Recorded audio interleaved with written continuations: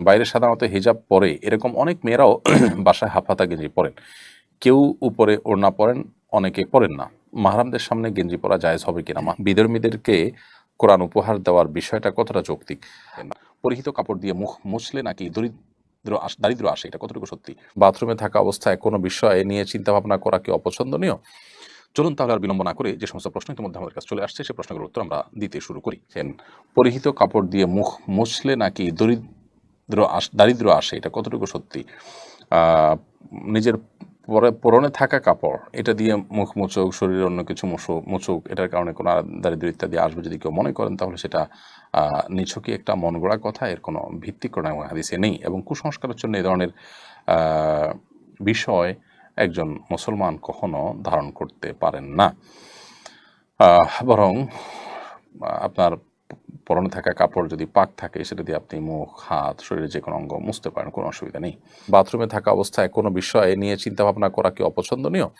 বাথরুমে যত দ্রুত সম্ভব কাজ শেষ করে বেরিয়ে আসতে হবে। এখনকার যে সভ্যতা, বিশেষ করে পশ্চিমা সভ্যতা, সেখানে বাথরুমে পত্রিকা পড়া, বিভিন্ন কাজ করা, বই পড়া ইত্যাদির কালচার রয়েছে, যেটা ইসলামের দৃষ্টিকোণ থেকে কোনো পছন্দনীয় কাজ নয়। এবং এটা আপনার সাধারণভাবে চিন্তা করলেও এটা কোনো উন্নত রুচির কথা নয়। এই জন্য দ্রুত সম্ভব সাথে সে বাথরুমের কাজ শেষ করে আমরা বেরিয়ে আসবো। তবে সেখানে বসে মনে মনে কেউ চিন্তা ভাবনা করলে সেটি গুনাহ হবে না।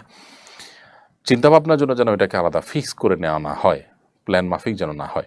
বাইরে সাধারণত হিজাব পরে এরকম অনেক মেয়েরাও বাসায় হাফহাতা গেঞ্জি পরেন। কেউ উপরে ওড়না পরেন, অনেকে পরেন না। মাহরামদের সামনে গেঞ্জি পরা জায়েজ হবে কিনা, মাহরামদের সামনে পর্দার পরিধি কতটুকু?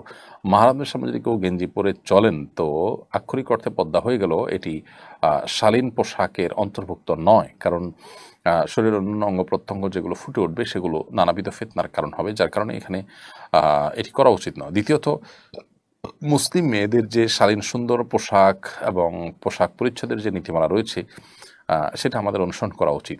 ফাসেক এবং কাফির মেয়েরা তাদের যে লাইফস্টাইল থাকে সেই লাইফস্টাইল অনুসরণ, ভালো মন্দ বিচার বিশ্লেষণ ছাড়াই তাদের অনুকরণ থেকে আমাদের বেঁচে থাকা দরকার। সেই জায়গা থেকে মুসলিম নারীরা একান্ত ঘরোয়া পরিবেশেও এই ধরনের পোশাক আশাক, বিশেষ করে মাহরাম ছেলে, আপনার বাবা, ভাই, তাদের সামনে পরা থেকে বিরত থাকা উচিত।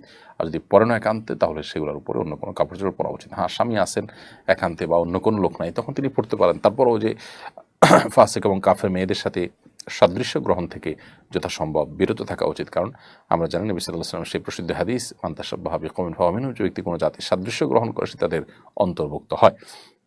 বিধর্মীদেরকে কোরআন উপহার দেওয়ার বিষয়টা কতটা যৌক্তিক? বিধর্মীদেরকে কোরআন উপহার দেওয়া যেতে পারে, তারা কোরআন পড়তে পারেন, এটা অযৌক্তিক কোনো কাজ নয়, অন্যায় কোনো কাজ নয়।